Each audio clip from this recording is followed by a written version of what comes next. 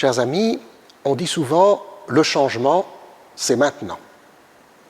Pour ceux d'entre vous qui ont participé à la belle journée diocésaine de la veille de Pentecôte du 8 juin dernier, ou qui avaient étudié les 5 essentiels tout au long de cette année, vous vous dites « qu'est-ce qui va changer ?» On s'aperçoit que changer, à la limite nous sommes tous d'accord pour dire qu'il est possible de changer. Le tout c'est de savoir comment nous allons faire et comment nous allons surtout essayer de changer nos mentalités pour nous mettre vraiment sous la manière dont l'Esprit veut que son Église diocésaine d'Aire et d'Axe puisse continuer sa mission. Vous le savez, ce temps d'été, c'est un temps de changement, mais un temps de changement plus dans les activités que nous faisons que dans les grandes orientations que nous donnons. Et comme je l'ai annoncé le 8 juin dernier, les orientations pour l'année prochaine, eh bien, elles seront annoncées au moment de l'octave de rentrée à Notre-Dame-de-Buglose au mois de septembre. Le changement, c'est maintenant. Si nous voulons faire de notre été, non pas simplement un temps où on se regarde soi-même, où on se repose, où on change d'activité, mais un temps où on peut continuer à se donner. Et je voudrais tout simplement, ce mois de juillet, vous rappeler 3 événements qui me paraissent tout à fait caractéristiques sur ce plan. Le premier, c'est la belle célébration d'ordination de 3 diacres permanents que nous avons vécu le dimanche 7 juillet.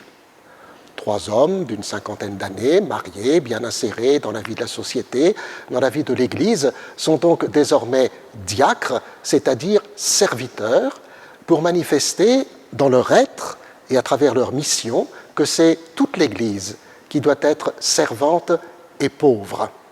Et le changement, il peut se faire à travers la manière dont nous nous mettons au service les uns des autres. Le deuxième aspect, c'est le camp VTT, vélo tout-terrain, avec des jeunes, depuis Biscarrosse jusqu'au sanctuaire Notre-Dame-de-Buglose, qui se déroule dans la semaine avant le 14 juillet. Dans ce camp VTT, ce qui est formidable, c'est qu'il, bien sûr, il y a les jeunes qui font du vélo, mais il y a les moins jeunes qui les accompagnent. Il y a des adultes qui sont là aussi pour les aider, pour monter les tentes, pour faire la cuisine.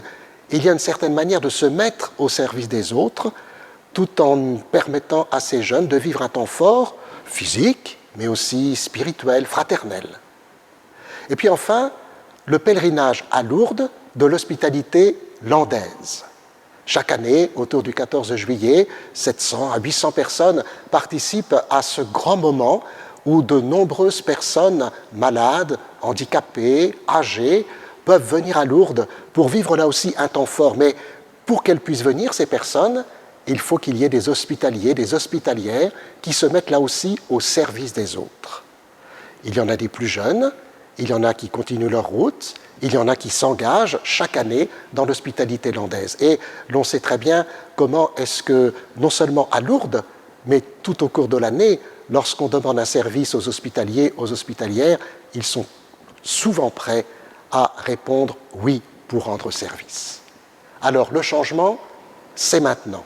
Vous voyez qu'il n'est pas simplement dans la manière dont on va imaginer l'année prochaine, comment continuer la démarche synodale, comment continuer cette manière de faire en synode, si importante que le pape François nous l'a rappelé. Mais le changement, c'est maintenant, c'est aussi d'abord dans notre attitude de service.